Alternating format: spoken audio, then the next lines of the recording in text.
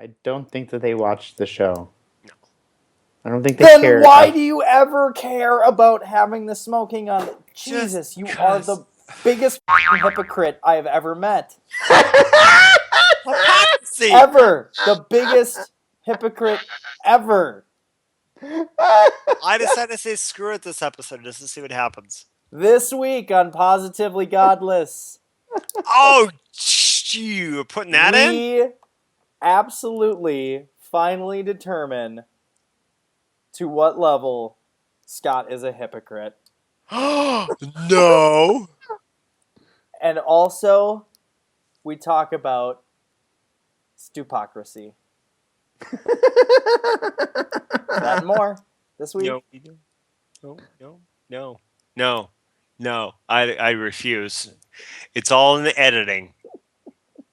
You refuse what? It's all in the editing.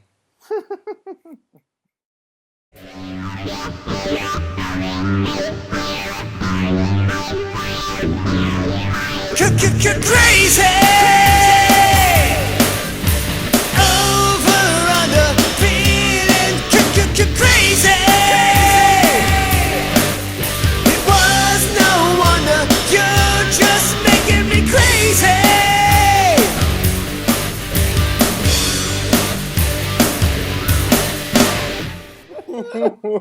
That was the funniest ever. Oh, hey everybody. Welcome Right. to this week's episode of Positively Godless.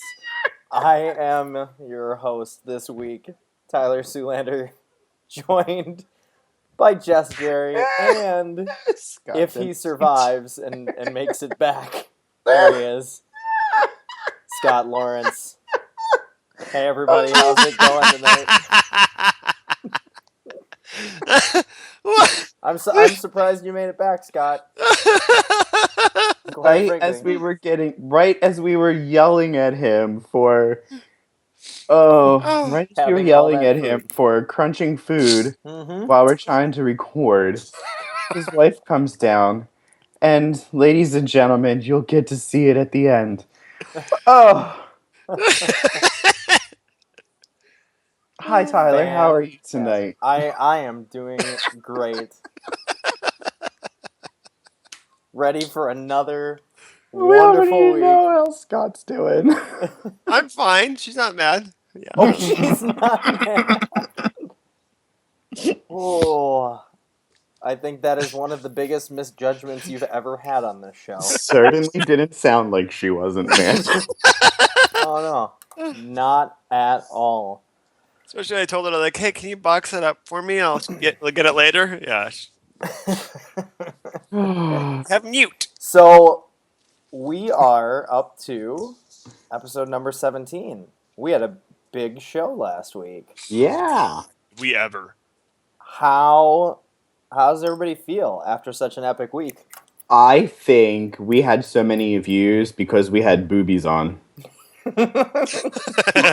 Sorry, Stephanie, but I think it was the power of my milkshake brings all the boys to the yard. You know, I don't know. Scott, did you want to that comment that we got about the misreading the name of the show? I gotta find it, but I'm so proud to say that Stephanie's episode, aside from our pilot episode that I watched 5,000 times, surpassed any episode that we've had. I thought that G-Man was going to be... By far. Yeah, by far. And I thought that G-Man was going to be the most watched episode because of who he is. And then all of a sudden she comes around and bang, it just hits. We have so many great comments to go over, and I got to find if you guys want to talk about because yourself. Not all of them were on the YouTube channel because on Sunday you were sending us comments, privately through our group chat, and I was like, where are these comments? Because some of them were just people being stupid.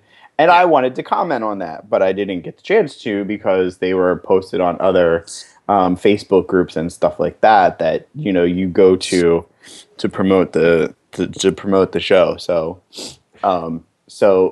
sometimes, like, this is probably, I think, the first time we will be able to like bring comments from other places where people can't see them already on YouTube. So yeah, and this is from Facebook. I don't have where it came from. I think this is to us. We're not. It doesn't matter. But it is from Facebook. I don't know which channel it's from or from what group it's from. But it says from Joe Nagel, and I'll paraphrase a little bit because we have a PG show. Because we have a PG show. I saw the chest, and I thought it said positively goddess, example of mind over matter, which I thought was hilarious. And then I thought this was fun because we got a little bit of backlash, but I corrected that quickly. He said, too bad this is so amateurish. It deflects from the message. They are also not as humorous as they think they are. And then I asked him, can you please link your show? And he said, I don't have a show. So I'm like, all right, well, I guess we're one up on you now, aren't we? All right. No need to. I'm not. Yeah, I didn't say a name. I didn't say name. No, I know. But it's not like we have to see who can be further. But if we want to talk about negative comments and how I think there's a way that to be constructive about things. And but I'm segueing now. Okay, go ahead. If you want to talk about, that's all right. I'm sorry, but if you want to talk about negative comments and how to conduct yourself on our page, I'd like to turn the mic over to Jerry, and have you discuss your little encounter that Tyler and I apparently missed. Yeah, I was at a wedding and Scott was playing a show, and there were things going on online that blowing up. We didn't figure out until late in the night or the next morning. And I got a notification from Facebook that somebody commented on something. I forget what it was, but somebody had posted something on our Facebook, a new fan or something, and somebody else had come along and commented on it, something about him having delusions of grandeur. And the original poster just went off, calling the second poster names and using curse words and everything like that. So I shut it down. I hid those. He's lucky that I didn't ban him because I believe everybody gets the benefit of the doubt. Maybe he was having a bad day. I don't know. But we just don't want that. So if you're going to act like that, please unlike our page, unsubscribe. We are not here to do that. That's why we will not bash other people on our show. We will not play into that. There are plenty of other YouTube channels for you to go, Facebook pages for you to go for that type of behavior. And if that's the type of behavior you want, I don't want it. I don't know if, Tyler and Scott don't want it, but I don't have time for that. No, and here I think this is pretty clear. If we're bleeped, you're bleeped. Yeah, and that's a good way to look at it, If we censor ourselves on our own show, obviously he never watched the show because he wouldn't have posted something like that. Well, yeah, but we don't know. I politely asked him if he's going to act like that. He had the choice of changing the way of talking to others on our page or being banned. He's got a third choice of unliking the page, and it won't hurt my feelings at all.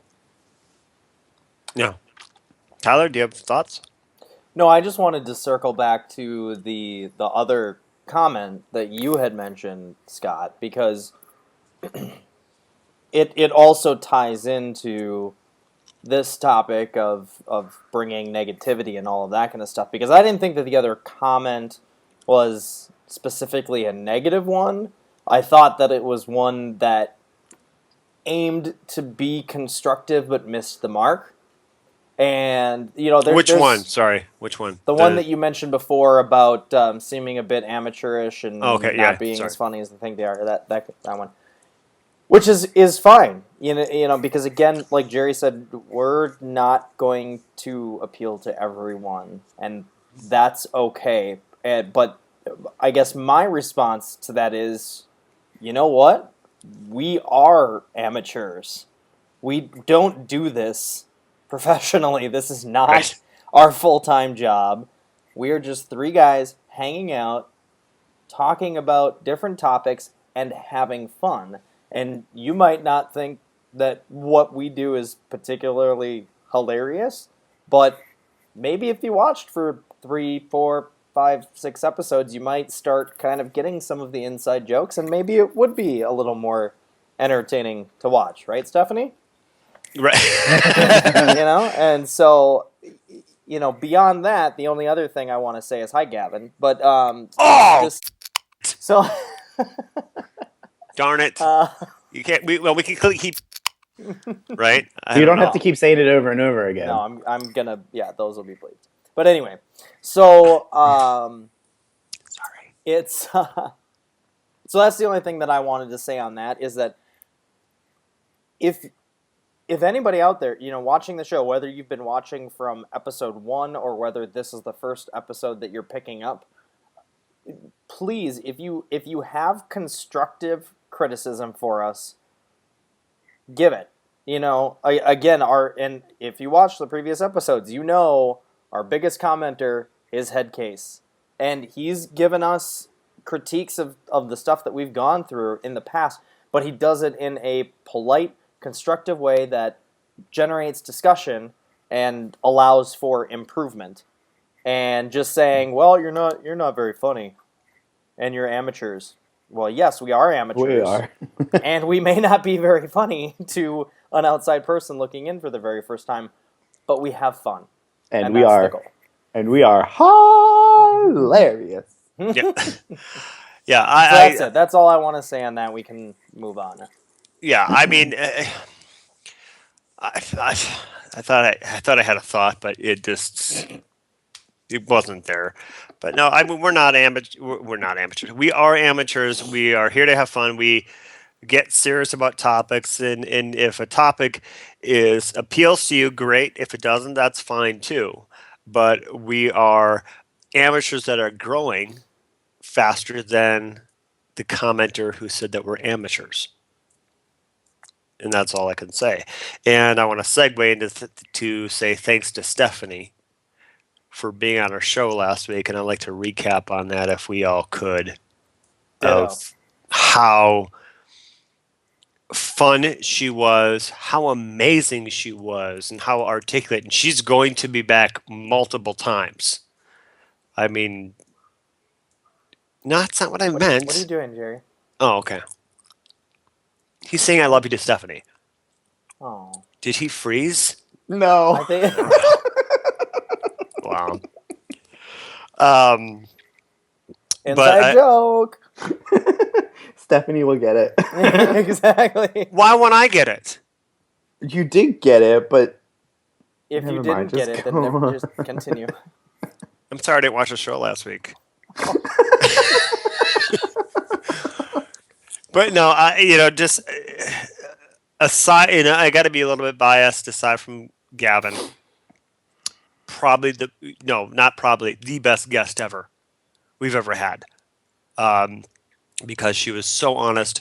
She got us, and that's what I loved about her. Not that I wanted her to get us, but she fit so perfectly. I don't know. You guys comment on Stephanie, because I can just go on and on. It would be just an episode of Stephanie if I keep talking. It was fun. I had fun. I mean, and that's what our goal is. And if we're having a good time and we're enjoying our time with any guests, and, it's going to show in the quality of the production that we put out there for people to watch, and people are going to enjoy it. I like the fact that it was really the second highest viewed episode so far hopefully from her group, we've gotten, some more fans who will continue to watch, and, we can just grow from there. I mean, we do. If we don't, that's, I guess, okay too. I mean, I think we've already said it that we just mainly do this for us, and, if people want to follow us, then people can follow us, and we would like that too. Tyler? Word. To your mother. No, I mean, you guys pretty much summed up everything that I would have said, and it was by far the most editing I've ever had to do on any type of show, which I honestly thought was going to be the G-Man show, even though we said we weren't going to edit anything. I thought that thing was just going to blow up all over the place. But no, and the biggest thing is throughout all of the technical difficulties, and if you didn't watch the 5-minute blooper reel at the end, go back and watch that, because it's pretty great. And we had a lot of fun, and she was very understanding and accepting of everything that was going on, and we got through it, and out came a great episode. So thank you to everybody who watched it, and thank you everybody who's back this week too. And also, I want to thank everybody who liked my new set. The lighting stays because everyone liked the new lighting. So, well, let's put it this way: nobody provided any negative feedback. That's right. So it stays now because time's up. Even if you say that you don't like it this episode, tough. It stays because that's the rule, and I just made it and stamped it. So lighting stays. And I got another light coming in too that's going to get out of the shop, and that's going to go on too. Are you sure you want me to come visit? Yes, you'd love it. You break I'm things. I'm sure I would, but you might find problems lights after I leave. No, I'm kidding. I wouldn't do that. I wouldn't intentionally do anything to cause you monetary harm. You are always welcome. I would think that you should start booking your plane ticket. Start a GoFundMe page. Yes, we actually will do that. Okay, Tyler. Hey, you got something to say? Tyler, you don't want me to come visit? You won't start a GoFundMe page for me to come visit? Nope. Oh. Wow. Not going to happen, because I believe that strongly that Scott should just foot the bill. I'll check prices for you, Jerry. See what I can get approved for. But Tyler, you have a topic tonight, so let's get into that. Yeah, are we all... Whoops. Whoa. Did you hit the mute button? No. It just went... I heard we all... No.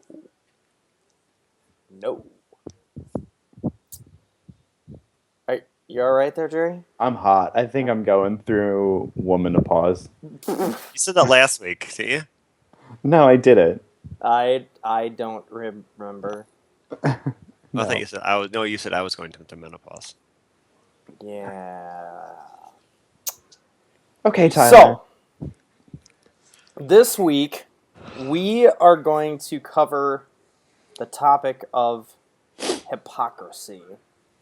And we're going to cover it from the perspective of the Christian church and some of its leaders and a certain right-wing leaning news media organization that happens to tell a lot of, how should I put it, untruths.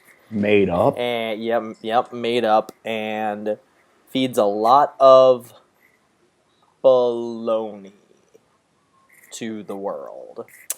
But I wanted to start with getting your guys' opinions on hypocrites and hypocrisy in general, and maybe and it doesn't have to be religiously related, but anything in which you have been a victim of it, or you've been the one that causes it. I mean, have you guys ever been hypocrites in your life? I think we all have been. I try not to be. Yeah. I try not to be because I think hypocrisy is probably my biggest pet peeve. It's like the thing that annoys me the most. Let's just throw an example out there of, and I forget her name, but Josh Duggar's mother. Mm-hmm. Yeah, we're going to get into that. I mean, I don't want to really talk about it, but she's a perfect example of hypocrisy. And it just boils my things to no end. We're all like walking on eggshells, like, oh, we don't want to swear. It's not that I don't want to swear. I was just trying to figure out a way to put it nicely. I mean, it just grinds my gears, and it invokes this physical reaction to me. I don't normally want to hit people, but if somebody is a hypocrite, and I don't care what you're being a hypocrite about, I just want to throat punch you. So, that's just my feeling. I hate it. So I try not to be. I try to speak the truth. I try to act the truth. It just probably because the way I grew up with my dad being an alcoholic and a drug addict and always being do as I say, not as I do, and it's just like. And here, all of my life, I was always told that you should save your money, you should do this, you should do that. And here's my dad, 57 years old, renting a room in some stranger's house and can't make it from 1 month to the next on the money he gets because, he always says, don't spend your money. You're spending your money on foolish things, yet he can't, he goes and gambles it away and puts it up his nose. And I think that's probably why it's a very sore subject for me when people act that way. All right. Well, I can't wait to hear your comments on some of the stories we're going to be talking about. This is going to be good. I like it. Scott, what about you? I think we're all guilty of that in some way, shape, or form, whether it be minor or major, but we're all guilty. A previous guest of ours has been my hot button this week. Just talking about the rights and freedoms of others. How he basically is saying, or she, no, yeah, he, because I don't want to lump you into that, Stephanie, sorry. Basically just spewing absolute vile, projectile vile about the gay marriage thing again. But your best friend's gay. It sickens me, and I have to give myself somewhat of a pat on the back for not emailing something that's been emailed time and time again. It's just not worth it. So I decided to do a Betty Bowers video instead today. But it's just the vile that is gay rights, gay rights, gay rights, gay rights. Look, one of my best friends is gay. And then you go back and talk about how the non-believers are persecuting Christians. That's absolute hypocrisy at its finest. For one, at least I can speak for the three of us.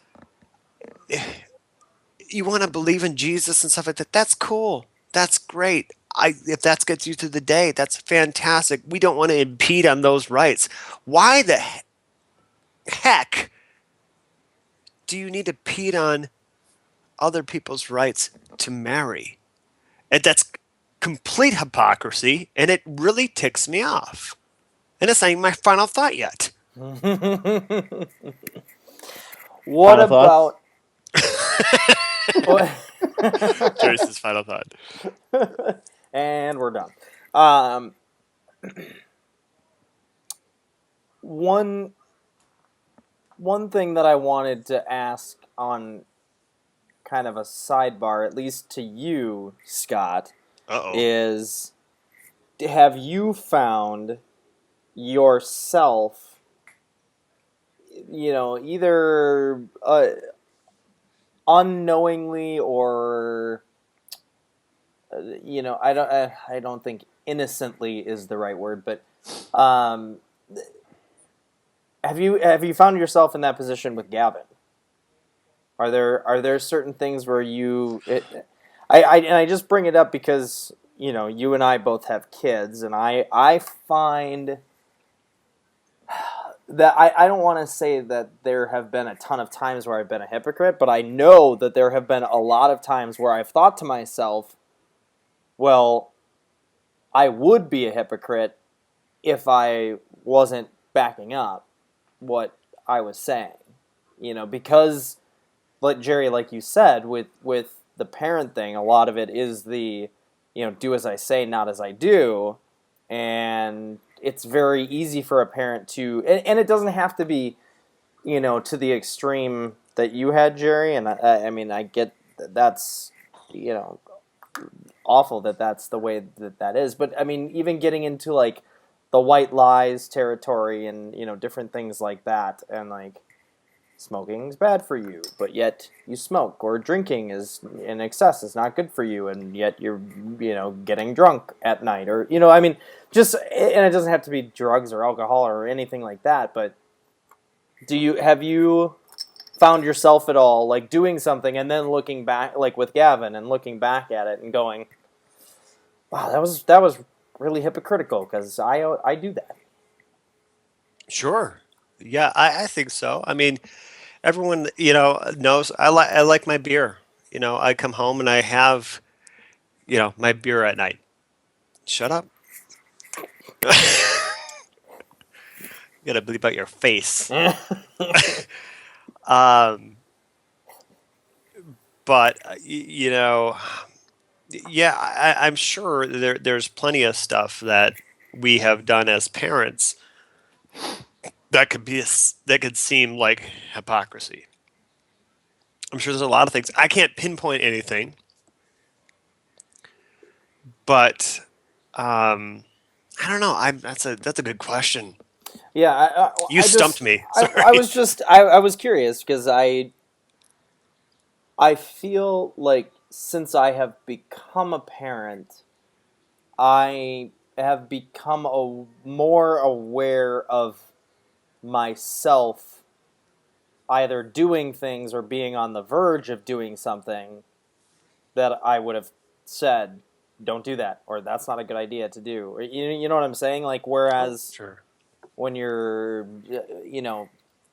younger and not attached to anyone, and you don't have any kids and things like that, like, if you're on your own, it's very easy to get into a tunnel vision of, saying one, because the closest thing you have is a group of friends, and saying one thing to that group of friends, but then going off and doing something completely different, but never really challenging it because you don't have anybody else to keep you in check. So, well, I think, to maybe answer your question a little bit better, I think that Gavin is now 12. He's at the age where I could be 12? more.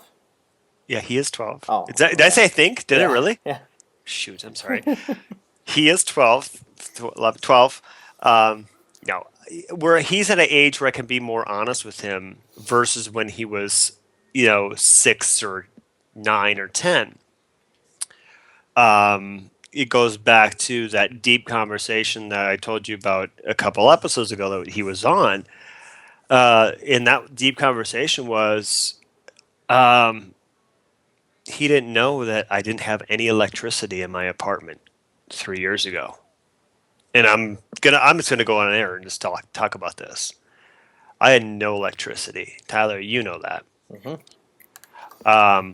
I went to a food shelf to get food, and I had to tell them I can't cook anything because I don't have electricity. I finally admitted that to my child, of the life that I had. Was I lying to my child? Was it hypocrisy? It was protecting him, in a sense, because, children look up to their parents. They don't want to see them hurting. And if you get out of that, like, fortunately I did, then you can explain to your children, like, just letting you know, this is how your dad lived from this period of time. And hopefully, and it did trigger, like, he went, oh my God. And he was like, really like, oh wow. Like, hopefully that will put a seed in their mind saying, I can't live like that. I can't live like that at all.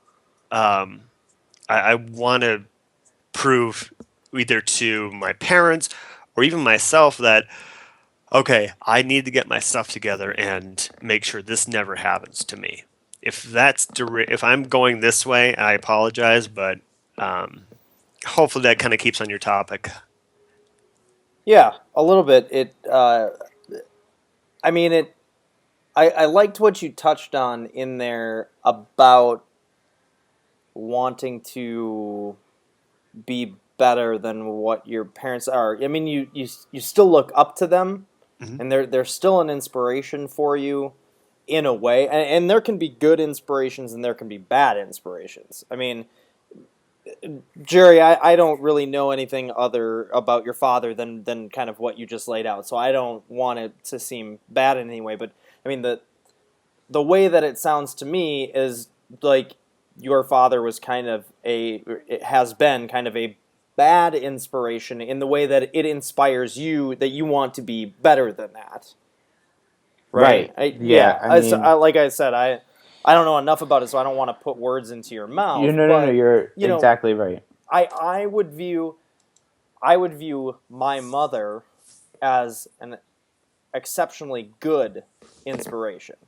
And I don't want to say that my dad is necessarily a bad inspiration. I mean, that one's really tough because I looked up to him growing up, but there was a point in my life where I looked at him and went, because of his hypocrisy, I looked at him and went, I don't ever want to be like that.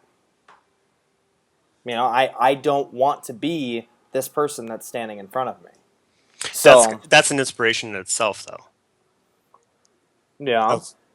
To me, and Gerry, I know, I'm sorry. I know this. I don't mean to override anything, but I want to get this point out really clear that when we talk about inspiration from our parents, it could be it's an inspiration, I want to be like him, or it could be an inspiration of like, this is what not to do. I want to be better than that. I think they're both inspirations at either sect, in my opinion. Yeah, no, I totally agree, and that's kind of what I was going for. I guess I didn't mean to label it good and bad, but mm-hmm.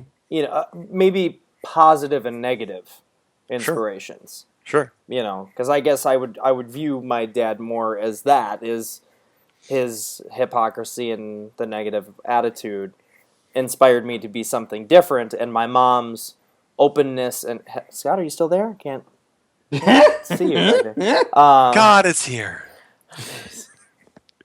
But with my mom's open-mindedness and telling me that I have to find my own path and that she would support me in whatever I do, that was a very positive inspiration for me. So, Gerry, please.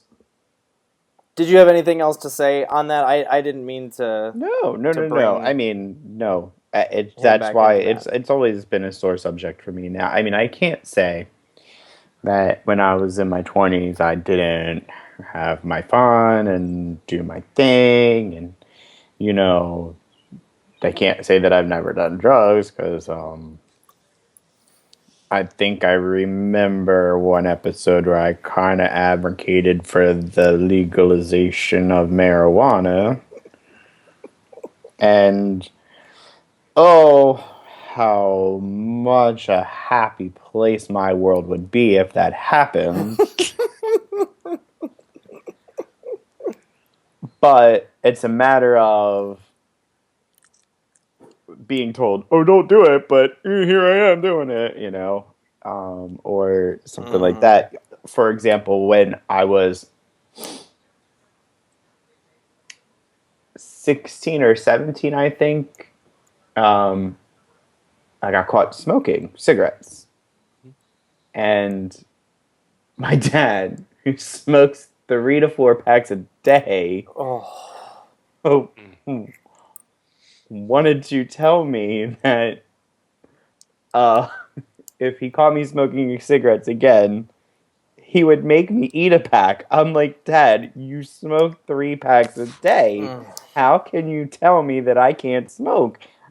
I can do whatever I want.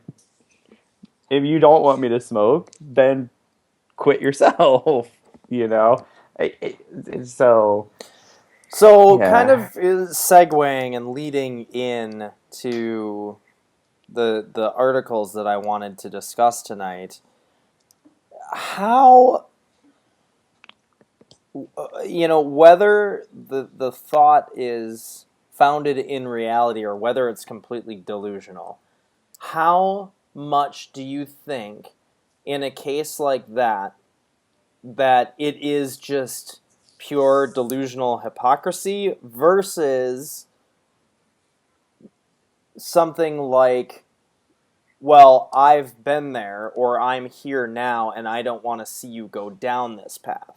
Because, like, in the case of my dad, I know that as negative as he was about a lot of things, his intentions were good enough. I mean, I know the road to hell is paved with good intentions, and, all of that kind of stuff. But, because of his history of drugs and alcohol and then sobering up and finding God and all of this kind of stuff, he wanted to impart that stuff on me and my brother because he had been there on what he deemed the wrong side of the tracks and didn't want to see us go down that road. You know what I'm saying? Like, so it's not that he was still smoking 4 packs a day and telling us, not to smoke at all. Do you know what I'm asking though? Like, was he trying to guide you one way and then doing exactly the opposite of what he was trying to guide you to do? Or was it... In the case of my father, no. Well, no, he was trying to guide me to live life as a hypocrite, to become a devout Christian who is supposed to, love thy neighbor and do unto others as you would have do unto you, but yet you don't accept gay people, you don't accept those that are transgendered, all of that stuff that is just the root of hypocritical Christianity. So, I mean, he wasn't trying to... It's not that he was doing those... He wasn't doing drugs and alcohol and all that kind of stuff and trying to lead me down a righteous path. He had already done that earlier in his life. Okay, that's all right. But yet still telling me, don't ever do any of that kind of stuff, even though I did it. But he was saying it as, well, I've been there, and so I'm trying to save you from the pain and hurt that I went through. Which that part I get to a certain extent, especially being a father now, where it's like, I just naturally, I want to protect my sons from any of the pains that I go through. I know that realistically, I'm not going to be able to stop 100%. They're going to go through plenty of stuff in their life. But And they're going to do what they want to do, just like we did what we wanted to do, and our parents did what they wanted to do, and they just had to learn their lessons. Mm-hmm. And it's definitely one thing to say, well, I went through this, and this is what happened, and you shouldn't make that decision because I made that decision, and this is how it turned out. No, it's one thing to do that. It's another thing to say, don't do that and be the hypocrite and do it yourself, or continue to do it. Yeah. So, yeah, I think, if he did it and said don't do it and wasn't doing it, then that's okay. But I get what you're saying. Like, it's all evidenced by that story you told on a couple episodes about when you and your brother were like 14 and 15 and his friend, and that's totally hypocritical. Mm-hmm. Yeah, absolutely. So, Scott, you've been awfully quiet there. No, I wanted to let you guys talk a little bit. He's letting his egg roll digest. Oh, God, I got Chinese upstairs. No, you don't. She took it away from you. She did. I gotta pee. So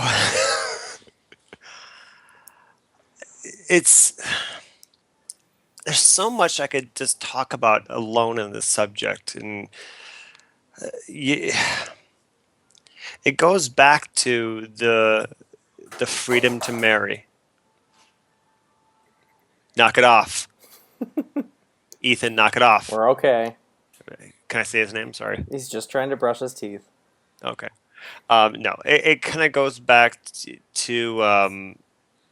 the gay marriage thing that is just rearing its ugly head again on the radio from our previous guest, and it's getting to me, and it woke me up at 4:00 this morning where I wanted to send Gerry an email and include everybody in the group saying, I'm sorry, I can't be friends with you because you're married to another man and it's affecting my marriage. And I was going to say, and I actually rehearsed this, say, my kid has met you through the show, and you make him laugh, and laughter equals happiness, and happiness is a synonym of gay. Oh my gosh, you're turning my kid gay. Because that's the ridiculousness of the hypocrisy that we talk about within the Christian community, where they're saying they're being persecuted. If your belief is that you love Jesus, that's fantastic. Why can't a person like Gerry love a man and that not be fantastic? That's what gets me. That's hypocrisy at its finest. If I said that already, I'm sorry, but it is. That's complete hypocrisy. Gerry, do you not want Christians to be Christians? Of course I do. You want them to not be Christians? No, I want them to be Christian. Yes. Okay. So maybe I said that wrong way, but sorry. But that's the thing, that is the hypocrisy that we're talking about, where you can't be happy being who you are as a person, and they want to limit the rights and freedoms as an American citizen. As a human being. As a human being. Yeah, I mean, I don't know. It just gets me. It really gets me, and that's why I love this show so much, because people can relate to what we're talking about.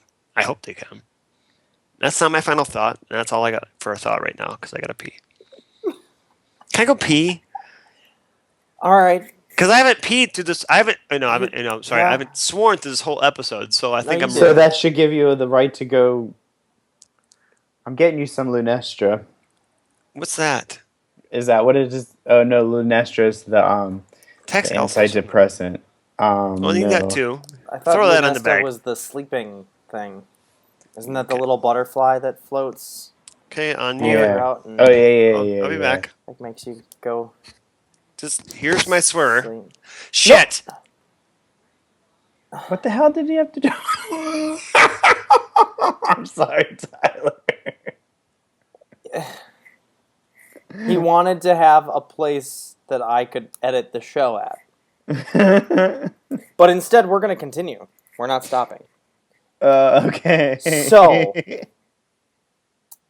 here's what I wanted to get into tonight. Because there were a couple of things, one of which I've been sitting on for quite a while, waiting for a time to talk about it. But then there was another article that was posted a couple days ago on the 9th. Yeah. And it is in regards to Franklin Graham, who is the son of well-known Billy Graham. And he's the president of Billy Graham Evangelistic Association. And he's had enough. So basically, I don't want to read through the entire article here. What? I've had enough of what? We continued the show without you. We're talking about the Franklin Graham article. So he was outraged after watching. So I'm going to quote and paraphrase a bunch of the article because it's kind of long and I don't want to read the whole thing. But he was outraged after watching a Wells Fargo commercial featuring a lesbian couple who are learning sign language before adopting a deaf child. So Graham took to Facebook and called the ad an example of, quote, and this is from him, quote, the tide of moral decay that is being crammed down our throats by big business, the media, and the gay and lesbian community, end quote. Now, he also has a charitable organization called Samaritan's Purse that raises money for maternal and child health care. And that website has the quote, all mothers deserve to be celebrated. And the organization is, quote, sharing the message of unconditional love and making a difference in the lives of mothers. So, that includes everybody except lesbian mothers who adopt deaf children, because those particular mothers are a part of the moral decay being crammed down the throat of Christians in America. Is that right? Am I understanding correctly, the author says? So let me get this straight. Or gay. This guy...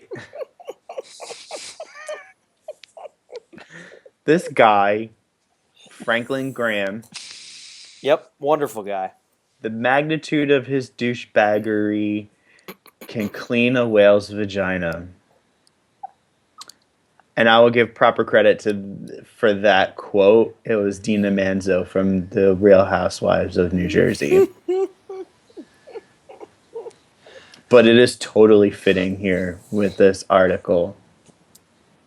It is. And the other part of this that I wanted to share, and where it really gets into the hypocrisy point, is that Graham used his Facebook account to spread this message about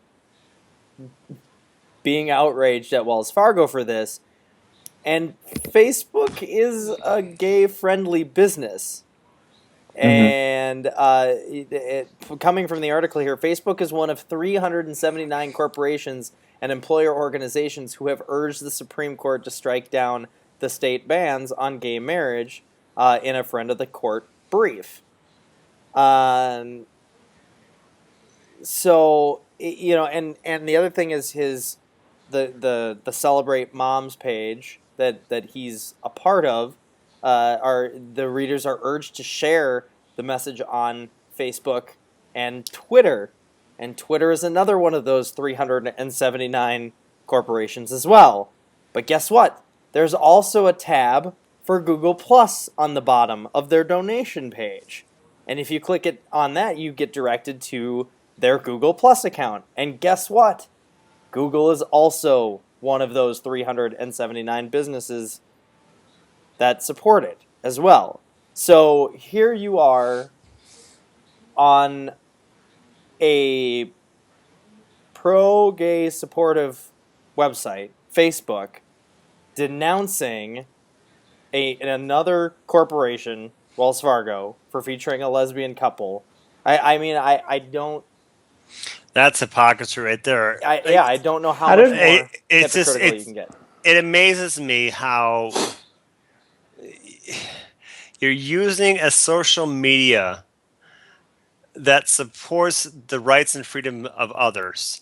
And it boggles my mind that people can go to facebook.com/positivelygodless that supports this stuff, or youtube.com/positivelygodless, or even using a Google account like positivelygodless@gmail.com, or even Twitter and go to pgodless at Twitter. I don't get how you're so stupid, and I can't believe we forgot to mention our links. Jerry, can we just pause for 1 second? And yeah, Jerry, sure. Jerry, can you help me here? Can you help me? And thank you. You were able to do it without screwing it up. That I think because he took his time and he didn't try really, to go really facebook.com/positivelygodless. took his time. Yeah. So no, and yeah, I totally agree, and that's a lot of what gets to me, and the one of the fewer parts in here, or another part in here was it from the article. Stop doing business with those companies that promote sin and stand against Almighty God's laws and His standards, except Facebook and Twitter and Google and YouTube and Amazon. They sell Billy Graham's books, and Barnes and Noble, same, and eBay. There's lots of Billy Graham stuff on there too, and Pfizer and GlaxoSmithKline because we just can't stop taking our medicines, and Coke and Pepsi because we might get thirsty, and that's the end of the article. But it's so true. I mean,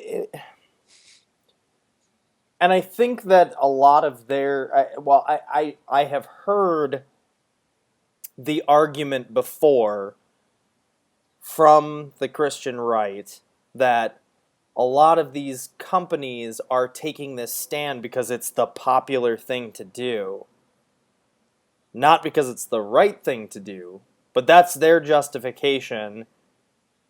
But yet, they're still supporting all of these companies. And, well, not all of them, certain ones. Because definitely not Wells Fargo, because they showed a lesbian couple in a commercial. I mean, really? Like, I saw that commercial, by the way, and I thought it actually made me tear up. And not because it was a lesbian couple learning sign language. It could have been a straight couple, and I would have had the same reaction. Or it could have been just a single person, and I would have had the same reaction. And to me, first of all, that commercial didn't make me want to become a customer of Wells Fargo. I'm sure they charge fees, and I refuse to pay bank fees. So I bank on Ally. It's an online bank, ally.com. Best bank ever. But I guess we have sponsors on this show. What about Commerce Bank? You mean TD? Is that what it is now? Yeah, TD. It stands for the devil. I don't even want to tell you about my experience. I loved Commerce. I don't even want to get into my experience with TD. It was horrible, and I don't want to even talk about it. Anyway, but the commercial itself, would just take out the company that made the advertisement and just focus on the commercial. It was a couple adopting a child, not a baby, a child. Okay, so it was a couple being selfless because they want to have a child, but they realize that they don't necessarily need an infant baby, which there's too much of children in orphanages and in the system. Second, it's a deaf child. So they were learning how to communicate with the child because maybe they thought, who else is going to do this? Why shouldn't we do this? Third, they were adopting a child. Like, get over yourself. If you're so great and you think that it shouldn't be a lesbian couple in the commercial, go out and adopt the child yourself or shut up. Well, I think that's a final thought. Just shut up. It's darn near a final thought. Gerry, when you come closer to the camera, that's when you look the most fabulous ever. Like this? Yes. It's Don't ever move. Don't ever move. What about me? What about me? He's not frozen. Yeah, no. Are we doing final thoughts? I don't know. I mean, we haven't even finished the second article yet. What do you? That just sounded like a final thought to me. I'm sorry. I can't wait to see your final thought. It was my reaction. No, and it was a great reaction. I mean, Scott, where are you coming from on this? Things. Well, I already said it. I mean, it's just, it's so funny that I'm going to complain about this Wells Fargo on a site that promotes the same values as Wells Fargo. I think that's more stupidity, but it's more hypocrisy. Do your homework. I think it's both. I mean, honestly, that was good. Did you just say stupocrisy? That's our title of the show. It's not hypocrisy. It's stupocrisy now. Stupocrisy. No, I mean, I think that. I mean, don't you think that in a way that there is a good chance of being a hypocrite due to ignorance? Oh, yeah. Because of, well, and again, I don't know if this is necessarily giving him the benefit of the doubt or if it's, I mean, I certainly don't mean to be standing up for him or anything like that, but, I mean, a lot of people use Facebook or Twitter or something else, and they shoot off at the mouth and they say something without even realizing a lot of times how big of a hypocrite they are, because they're in this heat of the moment type thing, and a lot of times blinded by that hypocrisy and their pure hatred that they have to even care about, well, Wells Fargo is one thing because there's tons of other banks that you can go out and you can bank with, but Facebook is one of the greatest ways to connect with people. So I'm okay with posting to Facebook because it's going to get the message out to a lot of people, even though they support the gay agenda, whatever. You know what I'm saying, though? Does this make sense? Yeah, it makes sense. Yeah, I get it. To them, it's justification. I mean, they're justifying their actions by saying, well, this company also does the same evil, but they're also providing a greater good to go out and talk to more people and spread our message. So it's like you say he's a hypocrite because he's using Facebook to spread this message of hate, but because Facebook, he's using the social media, and basically all social media sites are gay friendly, and it's just, right. But his justification, that is exactly what I'm saying. Is that okay? He's willing to do that, but he's willing to do it because he's able to justify the fact that he's doing it because he's spreading the good word. You know what? He can go spread the good word up his nose because he's got nothing relevant to say, really. And here's what's funny. And we keep going back to this future topic about child indoctrination. Franklin Graham is the son of Billy Graham.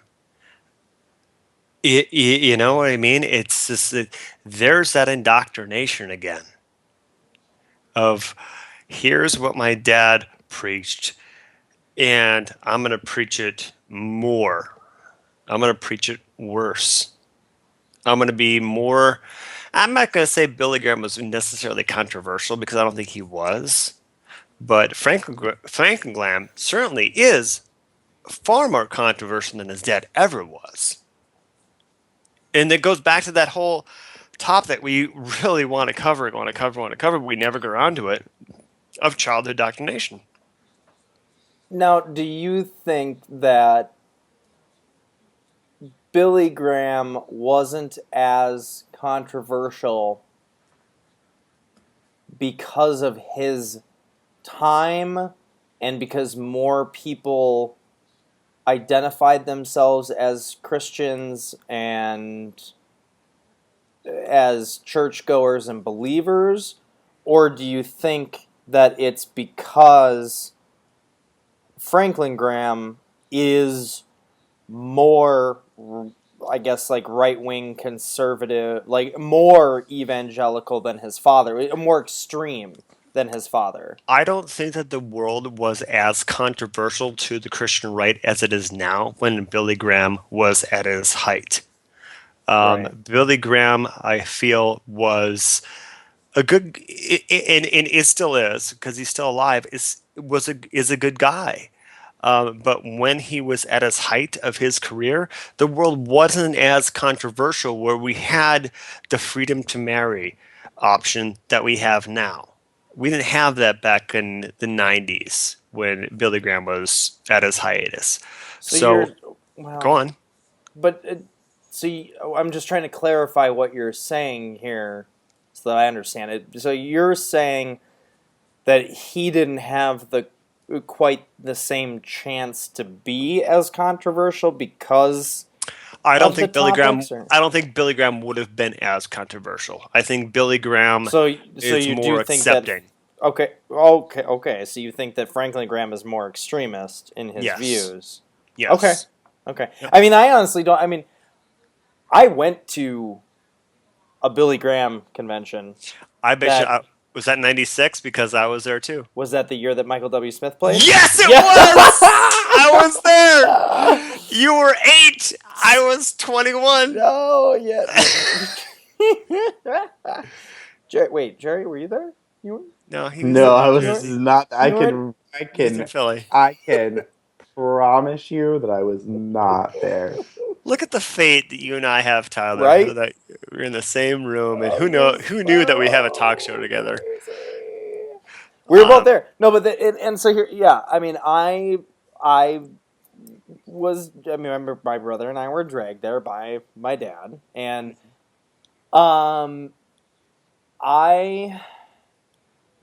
that's the thing. I'm not gonna be here to bash Billy or Franklin, either one of them. I don't agree at all in any way, but I do agree with you in a certain. And the reason I asked you the question is because it's hard for me to come up to an answer for it. Is because if Billy Graham was living and preaching and doing stuff now, a part of me thinks that he would be just as extreme in taking the same stand. You know, I think in a certain way. I mean, I definitely think that Franklin Graham was a subject of child indoctrination, and we should definitely come back to that in whatever episode we get to it. But I think that he is also, in a way, a child of circumstance as well, being that he did grow up when he did and is now, you know, kind of assuming the throne of his father and taking over that. With the issues that are currently at hand. So, but again, I don't know enough about Billy and Franklin separately to say one way or the other whether Billy would have been as extreme nowadays as he would. As Jerry wants to say something. Sorry, because I know nothing about either one of them, to be honest with you. Like, I mean, I just don't. But to answer that question, I mean, when was Billy Graham like when was he popular? He was popular between probably 85 and late 90s. Okay, so where we didn't have... hold on, hang on. What would you say, Tyler? I would say that I guess maybe like the heyday of Billy Graham was around that. But I mean, back into the early 80s and 70s, he was still a well-known figure. Yeah. I mean, well enough that I'm trying to remember, I was reading an article about him that he had visited, like, I think it was every president in the White House from, like, Nixon or Carter all the way through and up until Obama. And Obama was the first one that he hadn't visited in, like, 30 plus years or something like that. Racist. So, of course, yeah, exactly. So then there was there was a big deal about that. But anyway, sorry, Jerry. Well, I'm just because I'm just trying to get a gauge of, like, if it was the late 80s, early 90s, we didn't have, one, social media and 24-hour news circuits. Oh, absolutely not. No. And two, we didn't have all of these social things going on with, marriage equality and whatever it is. No, but you still had things. But they had civil rights. I mean, he was around with, like, he was young enough. I mean, he's 96, so he was maybe a little bit younger than Franklin is now, because Franklin was born in 52. So he was definitely young enough to be just as controversial about the civil rights issues in the 60s. I just think it all plays into the whole instant media, cell phone cameras everywhere, video cameras, 24-hour news circuit, and everything, being recorded and uploaded to YouTube or Facebook or Twitter all instantaneously, so it's readily available, whereas 25 years ago it wasn't. No, I totally agree with that, and I think, and again, not to bash or come to judgment against Billy Graham, but I mean, there could have been things that he said or speeches that he gave or things like that never made it into any sort of prominence because of the fact that it's not covered like the way that it is now. Every little detail is now scrutinized, and the way that you phrase your words. I mean, if anybody ever wants to go back and try and nail us for something that we said, we have 16, now 17 episodes worth of stuff that are recorded and published for the world to see. Right. Anybody can go back and pull a snippet of one thing that we said one time and twist it the wrong way. Right. When you don't view it in context. So bound to happen. Right, but and I'm sure that if we had the time to go back and dissect Billy Graham, we can the three of us can find something like, oh well, because we're in that digital age and stuff like that. Right. I'm sorry, Jerry, you were going to say something? No. Okay.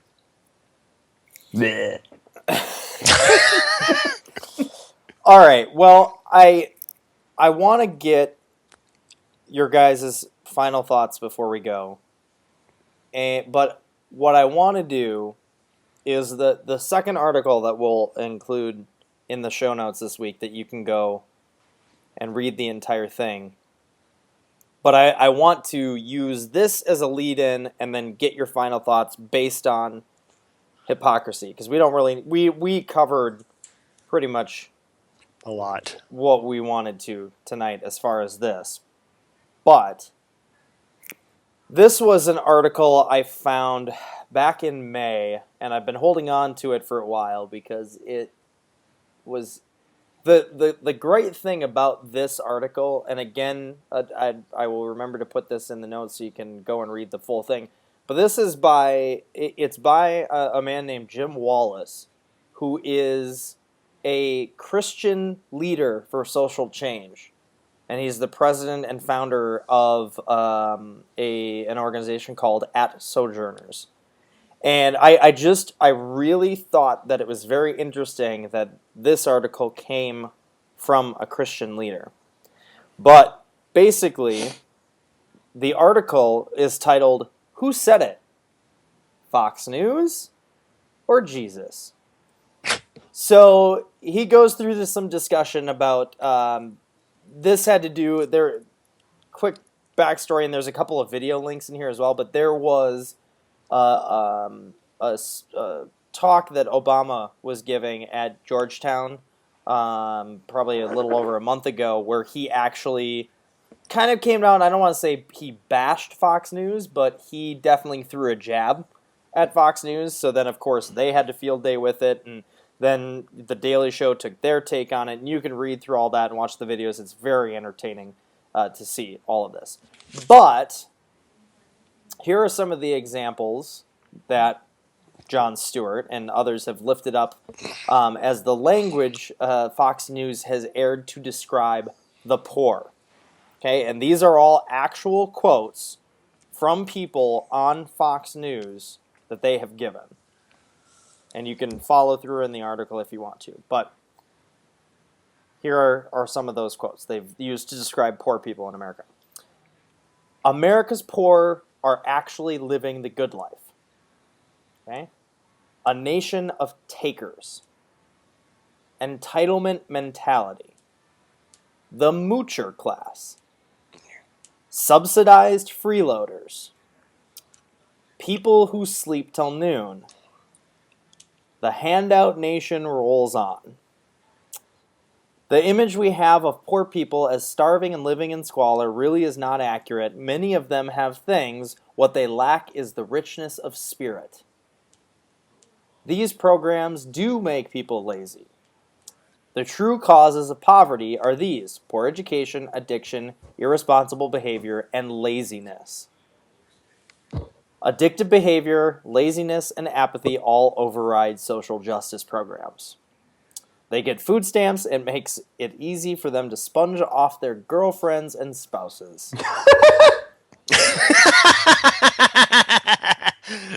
And the more of the leeches that he, meaning Obama, can get to vote for him, the takers are able to outvote the makers. So his response in the article here, I'm just going to read this part quickly. I find these caricatures morally and religiously offensive in speaking of those whom Jesus called the least of these. So I thought it might be spiritually helpful to compare Fox's language about the poor to the language of Christ, both in substance and tone, and the deep feelings that these completely contrary languages and their comparison reveals. You've heard Fox on the poor, now hear Jesus. So, now again, obviously I see that all of this is made up, but here are some quotes to the Bible, and this again goes back to the hypocrisy, because these guys who are right-wing lovers and preachers of Jesus and all that is good and holy in this wonderful country of America, here's what comes from your book. The Spirit of the Lord is upon me, because he has anointed me to bring good news to the poor. Luke chapter 4, verse 18. The blind receive their sight, the lame walk, the lepers are cleansed, the deaf hear, and the dead are raised, and the poor have good news brought to them. Matthew 11:5. If you wish to be perfect, go, sell your possessions and give money to the poor, and you will have treasure in heaven. Then come follow me. Matthew 19:21. Blessed are you who are poor, for yours is the kingdom of God. Blessed are you who are hungry now, for you will be filled. Blessed are you who weep now, for you will laugh. Luke 6:20-21. So there's a bunch of other ones, and I can continue going on, but they start to get a lot longer than that, so you can read it through the article. But this also tied into that hypocrisy, and I mentioned it on another episode, but I could get in a whole rant about Fox News and everything that goes along with that. But I want your guys' final thoughts, and it doesn't have to be based on this article, but based on this mentality that these things that people have said on national cable television that pretty much everybody has nowadays, and there are people that eat this stuff up. There are people that believe everything that comes out of these guys' mouth. And this is how they talk about their fellow Americans, and they are the Christian right. Not even just fellow Americans, fellow human beings. Doesn't have to be Americans, but my favorite thing here is Matthew 19:21. If you wish to be perfect, go, sell your possessions and give the money to the poor, and you will have treasure in heaven. Then come follow me. Now, what that says to me is, why are you rich people such asses? You are, it's just like, you have all of this here. Granted, you may have worked for it, and I don't take anything away from anybody who's worked for it, whatever. However they got it, you got it, right? But don't go around thinking now that you have it, you're better than everybody else. Because if you really cared, you'd give them a living wage and sacrifice $1 million a year in profits when you're making $3 million. What do you need $3 million a year for? You can't spend it all. What do you need it? You can't take it with you. Give it back. And then you won't have the right to say that. I can't anymore. I can't. I just can't. Like, just people being hypocrites. Like, if you really, really, really are this Christian and you want to follow your Bible, here it is, right here. Matthew 19:21. Read it, memorize it, live it, or get out. Scott? Yeah. It's 10:30 Central Time right now on a Thursday evening. I respect Jerry's time and my time and Tyler's time. This is a topic that's kind of segueing into a future topic, which is talking about giving to the poor. You know, where we can give to one another. If we able to help other fellow mankind, we can. But the topic is hypocrisy. So I want to actually go back into that, if I could. Is that okay? I didn't think we left it. Okay.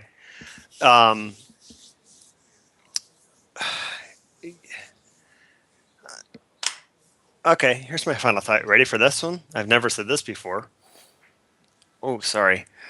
Hope that comes through the mic. Why can't we just be kind to one another? Oh, jeez. I mean, seriously, without just saying, oh, you're so evil because you like a man, you're a man, you like a woman because you're a woman, or you like both because you're both. It can be both. You know what's going on. I have so much to say, but gosh, I have so much respect for other people's time. It's just, yeah. Careful, you'll start going bald. I have horns. Go, say what you want to say. I don't know what to say. I really don't know what to say at this point. It just... Sure, it's so easy for us to say to somebody on the street corner to get a job, but we don't know where they came from. We don't know, like I said earlier in this episode, of what I told my kid and what is truth. I had a one-bedroom apartment in Watertown that had no electricity, and I had to go to a food shelf. I picked myself up, and if it wasn't for my wife to say that this is not acceptable and to believe in me, you can do better, I got better. Sure, yeah, we need that pick-me-up, but is that pick-me-up to me is inspiration. That you're better than this. I don't know. I'm going off on a tangent, probably not making any sense. I'm sorry, Tyler, for just ruining your show, but that's me. I had somebody who inspired me to be better than I would. I have good friends like you two to say, you're better than this. You've even said that to me, Tyler, on countless occasions in a derogatory way, but still, you said it. Tyler, derogatory? No. Tyler's words of wisdom to me have always been, what is wrong with you? Tyler, did you ever think maybe the list of what's not wrong is shorter? No, that has definitely crossed my mind. No, but I think it's all about inspiration. I don't know what to say. Tyler, you get the final thought. I'm just being stupid. Hi, Gavin. It's a little late for that one. I know, but better late than never. We already said it anyway. Oh, shut up, Jerry. Wow. Sorry. Wow. And that's how we're going to end this week. No, you gotta have a final thought, Tyler. Come on. I had plenty of thoughts going through that. What I will say is that hypocrisy can be a very, very toxic or very, very helpful thing that exists in our world. And what I mean by that is that it can be very toxic because it can give people, such as Franklin Graham, the ability to, or the people on Fox News, to stand up on their pedestals and proclaim one thing while going through all these other channels, and whether you're denouncing the poor while you sit on a mound of cash, not willing to help anybody, or you denounce the support of gay marriage on a bunch of sites that support gay marriage, that's one thing. But it can be also an incredibly helpful and powerful and inspirational inadvertent side effect to those that grow up with a willing and open mind, like I hope myself to be. Because I grew up living through my father's hypocrisy. And I believe that that ultimately probably was one of the greatest tools of shaping my adolescent into adult life, was looking through the lens of that hypocrisy and seeing it for what it was and not ever wanting to become that. So I think that it is a very double-edged sword And I don't think that ultimately the world is a better place because of it, but I think that there is still good that can come from it depending on how it's framed. So that's my final thought. And I'll leave it at that. All right, Jerry, let the cat up. Go, let the cat up. He doesn't want to come up. He was good. He was starting to, but he didn't. Yeah, I saw him go like. Yeah. He started to.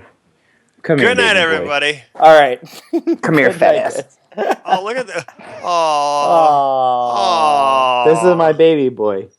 Good night. It's like, when do you not like to be held, mister? Bye-bye. Look at yourself. Oh. Look at yourself.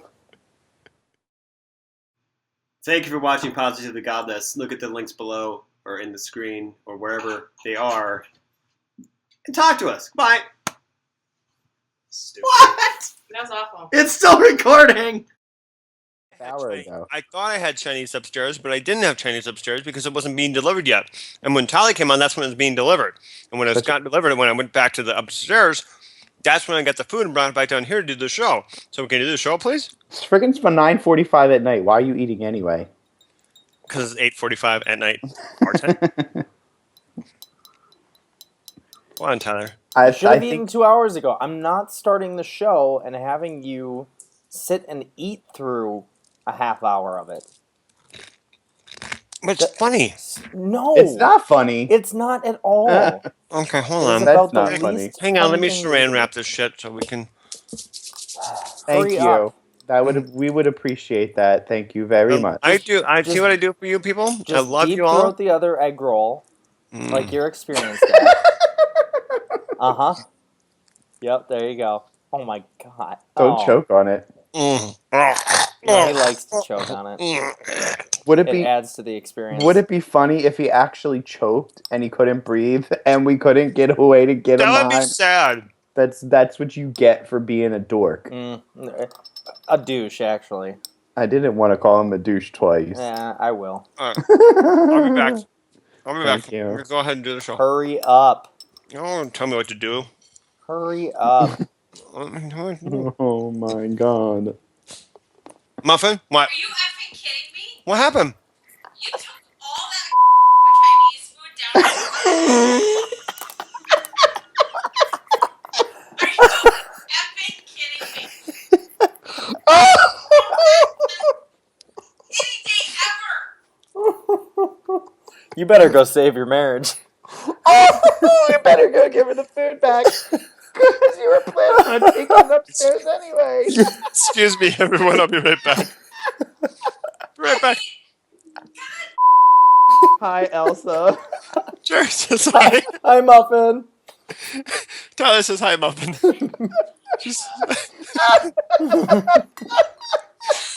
Muffin, thank you for the best blooper reel ever. Are you effing kidding me? You not eat all that Chinese food. You better put some back because I need something for lunch tomorrow, you dumb freaking